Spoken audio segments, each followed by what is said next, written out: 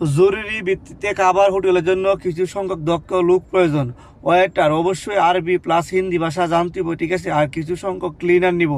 Saudi আরবের রিয়াদ শহরে কাজ, ঠিক আছে। যারা হোটেলে কাজ জানেন ঢুকতে পারবেন, সমস্যা নয়। আর বাংলাদেশের আইটেম রান্না করার জন্য কিছু বাবুর্চি লাগবে, ঠিক আছে। যারা বাংলাদেশের খাবার রান্না করতে পারবেন ভালো মানের, ঠিক আছে। বাবুর্চি লাগবে। আর বাবুর্চির কোনো ভাষা জানতে হবে না, কোনো সমস্যা নাই। আরবি হিন্দি প্রয়োজন নাই।